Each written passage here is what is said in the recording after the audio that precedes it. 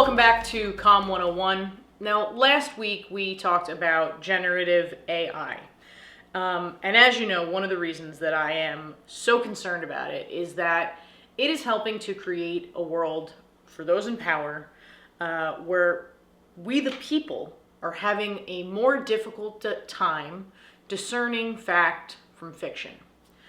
And so I wanted this week to go back to basics and talk about what is journalism. Okay, so I'm going to use a definition published by the Ethics Advisory Board of the Canadian Association of Journalists. So journalism is an activity that includes 1, the pursuit of truth for its audiences.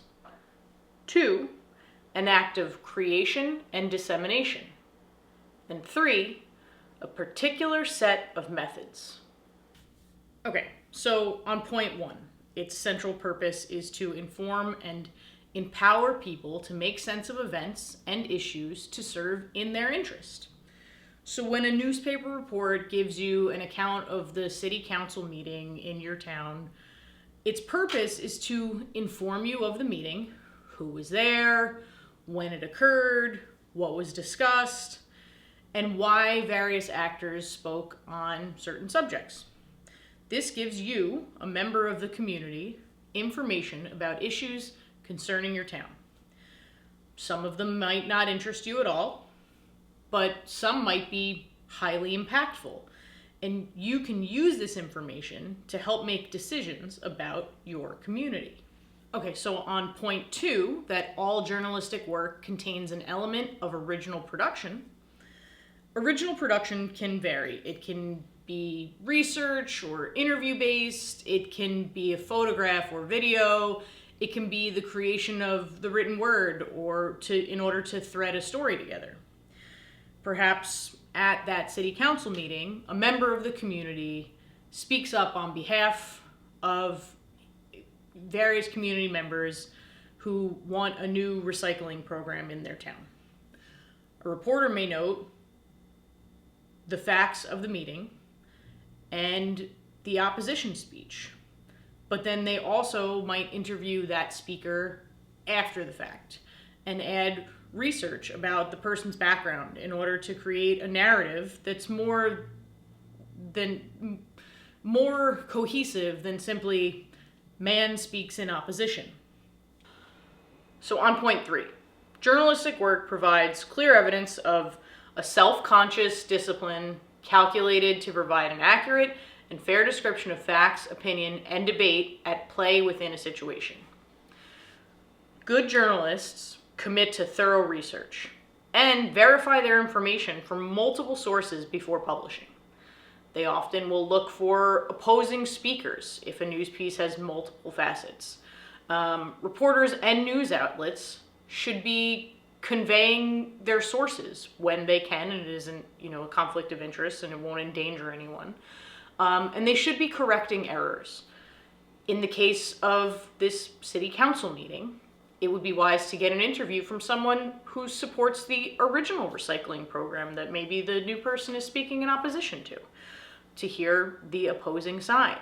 They should gather records from when the city started the original program, when it was put in place, what was the thought of it at the time by the general public, who runs the program, if the city is involved with it or if it's a private entity, who might be connected to it, who was at the time connected to it, where does the money lead?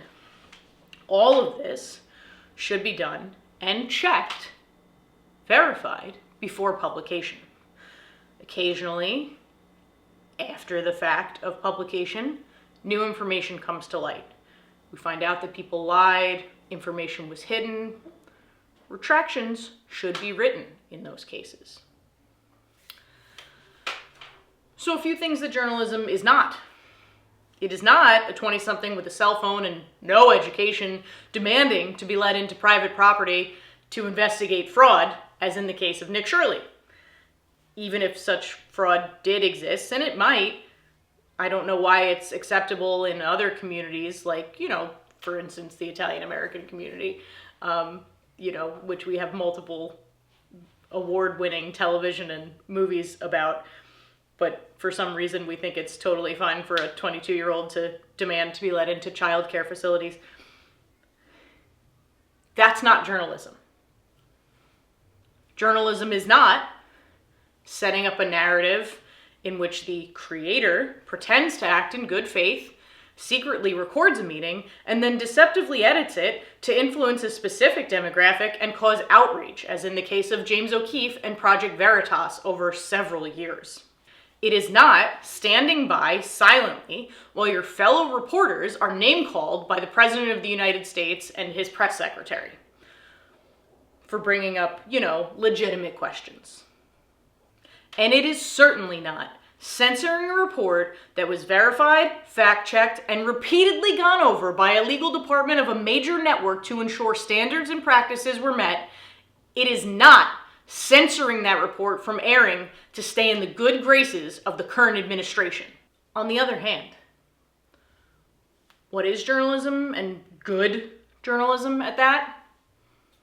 In recent memory, Julie K. Brown comes to mind. Her uncompromising pursuit of the Jeffrey Epstein scandal has led to tangible evidence, victims feeling safe enough to come forward, and nationwide awareness. So at a time when we're being told not to believe our own eyes, and when all aspects of media, from video and photos to audio and text, can be manipulated, we should be fact-checking, gut-checking, and using our brains. Consider the story that you are hearing and ask yourself if it seems reasonable. Then dig deeper. Look at the credentials of the person that is producing the story. And if you need help, there are resources to help with these things. Your public librarian would love to help you. And many libraries have systems to help teach you about media literacy. The Poynter Institute is a nonprofit whose entire pursuit is strengthening democracy through ethical journalism. And they have a ton of resources and trainings on their website, which I will link in the description of this video. So check them out and donate to them if you can. And please remember, too, that when the government tries to belittle the media and journalists and call them liars, cheats, and people who are operating in bad faith, that rhetoric leads to journalists getting hurt, threatened, and often killed. When your government stands in opposition to people finding out the truth, there is a reason. See you next time. Comment, like, subscribe. Please share.